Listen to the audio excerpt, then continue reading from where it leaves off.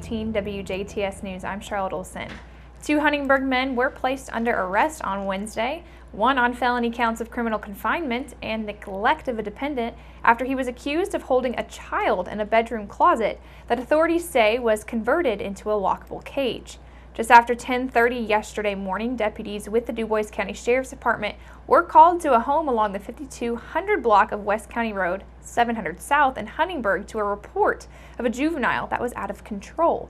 Responding officers made contact with the juvenile and say that after speaking briefly, deputies requested assistance from the Dubois County Offices of Family and Child Services. Police say an interview was conducted with the juvenile with the assistance of the Dubois County Prosecutor's Office. Eventually, a search warrant was sought and granted from the Dubois County Circuit Court. Around 5 o'clock yesterday afternoon, the search warrant was executed at the West County Road 700 South address. Deputies say that while executing this warrant, 24-year-old Kenneth Lefevre showed up at the home. He told investigating officers that he was renting a room at this residence. Deputies say that Lefevre became difficult to deal with and disruptive during the execution of the search warrant and was asked to leave the property, in which he refused. They say he had to be physically removed by deputies from inside the residence. He was given multiple opportunities to leave or face arrest, but continued to refuse to leave the property, causing the scene to become very chaotic. He was then taken to custody for resisting law enforcement and taken from the residence to the Dubois County Security Center, and then the search was able to resume. Meanwhile, authorities say that the completion of the interview with the juvenile resulted in the father, 57-year-old Alan Frizz of Huntingburg, to be taken into custody while the investigation did continue. Troopers with the Indiana State Police were requested to assist deputies with their search. Authorities say that during a search of the residence, a closet area of a bedroom was found to have been converted into a lockable cage where the juvenile was kept for extended periods of time. Deputies were told that the juvenile was locked inside the closet cage during the overnight hours and possibly at other times during the day. Frizz was arrested and charged with a level 6 felony count of criminal confinement and a level 5 felony count of neglect of a dependent. He is currently being held without bond pending a court appearance in the Dubois Circuit Court. Lefevre was arrested for resisting law enforcement, which is a Class A misdemeanor, and he is currently being held on a $500 bond. This Saturday, the Jerry Brewer Alumni Stadium will be the host of many high school marching bands as they compete in preliminary competitions. All 4 schools in the county area will compete this Saturday, including Northeast Dubois. Reporter Zach Brewer spoke with the band about their season this year, and here he is with the story. I'm standing outside the Northeast Dubois Marching Jeeves Band Room, where they are preparing for this Saturday's preliminary competition at Jasper. The Northeast Dubois Marching Band is having quite a year this marching season, even placing first in their class at the Salem competition earlier this year. The 25-member marching band is led by senior drum major Harley Hall and director David Fox. The band's theme this year is Expand and Contract, which can be seen when the performers use Haberman spheres, platforms, and large drapes of fabric as visual effects, catching the eyes of the audience and judges alike. Expanding and contracting as a unit, director David Fox says the Northeast Dubois Marching Band practices their show during and after school to perfect and hone their craft, welcoming new challenges every day. The kids have been working really hard and making great progress, especially as the year goes on. We keep adding new things and new elements, and it gets more and more complicated, more and more complex, but it's been real fun. Improving every day, the marching Jeeps consist of 9 woodwinds, 6 brass, 9 percussion, and 1 drum major, Harley Hall, who has been leading the marching band as drum major for the past 3 years. He says with this being his last year as a marching Jeep, he hates to leave at a time of so much improvement, but is excited to finish out this year with a bang. It's the best we've had since I've been in marching band. I can't really say anything for when I wasn't in marching band, but this is definitely a season where we're coming back strong. Groups are scared a little bit, which makes us a little happier because it makes us fight, makes us want to fight harder and show them that we can beat them, because we are. With excellent placements from other competitions this season, including 2 third-place placements at Floyd Central and Springs Valley and a first-place placement at Salem, the Jeeps look to the ISMA preliminaries at the Jerry Brewer Alumni Stadium this Saturday with their chest out and chins up. Northeast Dubois will compete in Scholastic B competition along with schools such as Henryville, Charlestown, and Washington. Fox says that with 7 other bands competing alongside, there is an added pressure, but he believes the band is ready for it. There's going to be an added pressure at prelims because there's a big competition there. There's 8 of us in our division, and there's some great groups and some ones that are new that I'm I've seen as the year's gone on, and they've been really good.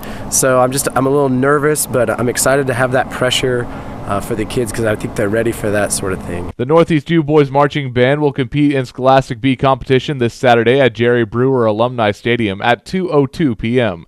Other area bands competing include Forest Park, who will perform at 4:25 p.m., Southridge, who will perform at 4:38, and Jasper, who will perform at 7:14. You can find all the performance times at isma.net. It is out here on the field this Saturday where all the bands, including Northeast U Boys, will lay it out on the line in preliminary competition.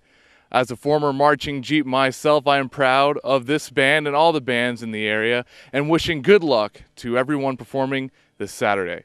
Reporting for 18 WJTS, I'm Zach Gruber. Thank you, Zach. And all of us here at DC Broadcasting, of course, wish the best of luck to all the bands competing this Saturday. Last night, the Boy Scouts of America Buffalo Trace Council held their 25th anniversary Distinguished Citizen Award Banquet at the Huntingburg Event Center.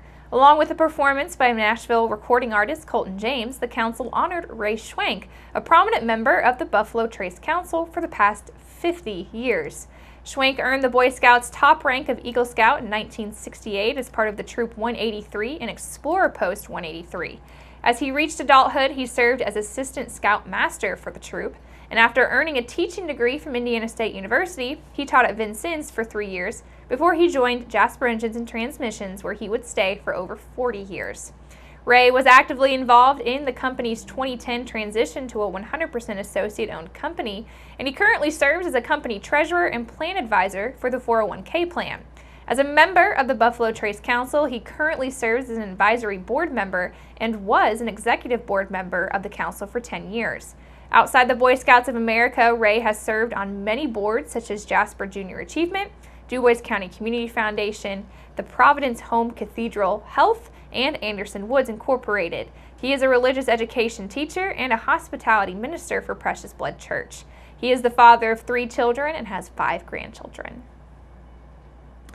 The North Spencer County School Corporation has received a grant of $189,565 from Lilly Endowment Incorporated, and this is part of the endowment's comprehensive counseling initiative for Indiana K-12 students. North Spencer is one of 52 public corporations and 5 charter schools in Indiana selected to implement plans to help them meet the complex academic, college, career, and social and emotional counseling needs of their students. The amount of the grant to North Spencer County School Corporation was based on total enrollment. The corporation will use the grant money to fund another licensed counselor at the Heritage Hills High School. This additional counselor will allow for increased partnership and collaboration with local industries and businesses, which will help students to make more informed decisions about career opportunities. And also, the additional licensed counselor will also effectively double the availability of a licensed counselor at the high school for social, emotional, academic counseling as well. North Spencer Superintendent Dan Sherry says that in the current economy, it has become imperative to collaborate with local employers to help directly connect students to employment opportunities that also directly align with their unique goals and abilities and personalities. Sherry says that the S2C School to Career program, once it reaches its full maturity, will allow North Spencer to do just that. He says as schools become more and more home away from home for young adults, they must continue to provide more and better resources to meet their physical, social, emotional, and academic needs. Through the Comprehensive Counseling Initiative for Indiana's K-12, the endowment has made a total of $26.4 million in implementation grants and $9.1 million in planning grants to help public school corporations and also to help charter schools across Indiana improve strategies for their school counseling. During the competitive implementation grant phase of the initiative, 254 public school corporations and charter schools did submit implementation proposals totaling nearly $90 million. And keep it right here, because up next we're going to take a look at your weather summary.